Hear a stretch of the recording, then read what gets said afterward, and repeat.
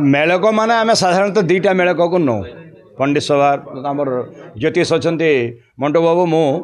निजे राजपुरोहित आम बसिक आलोचना करें गत 31 तारिख में आमर गोटे बसी सभा से सभार आम यहाँ इथर निष्कर्ष बाहर करूँ सरकार जो पंचमी तिथि को घोषणा करिसेंती गोटे दिन समस्त नवान्न भक्षण कर बोलिक आम स्वागत जनईचु ठीक अच्छे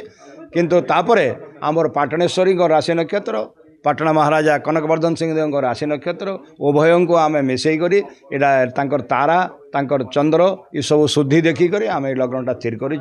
जे गोटे अमृत बेला ठीक करूँ आम आसंता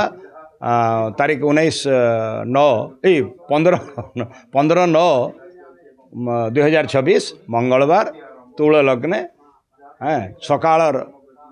9:36 गते 10:10 अमृत बेलारे निज निजर इष्ट देवादेवी मान पाखे नवान्न लगी कराए प्रसाद स्वरूप समस्त सेवन करवा अमृत बेलाटा केमती धार्य कराए। अच्छा देखंतु पंडित सर्वस्व मुहूर्त चिंतामणि मुहूर्त पारिजात काल प्रदीप गदाधर पद्धति मुहूर्त पारिजात एपरी अनेक प्रकार बही को आम मैंने सब मिसई था ज्योतिष मो कर आमर ज्योतिषज्ञ मो कर अनेक बही को मिसई था से संपूर्ण भाव से लिखी जे जदि बिष्टि व्यतिपात दिनचाप अशुभम भवेत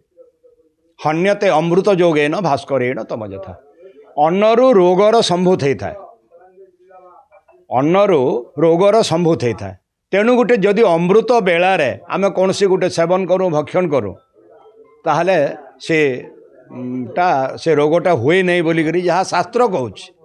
नहले धन्वंतरी आसिले भी ठीक करि पारिबे नहीं बोली पंडित सर्वस्व 135 पृष्ठार प्रमाण दे देइछन्ते से बिल्कुल तो तेणु गोटे अमृत जो गोटे सूर्य उदय हेले अंधकार जपरी नाश हुए ये अमृत लग्न रे नवान्न भक्षण हो कि जेकोसी शुभ कर्म करा जाए से अशुभ सब गुड़ाक नाश हो जाए शुभर जय हुए तेणु अमृत लग्नटा आम नहीं।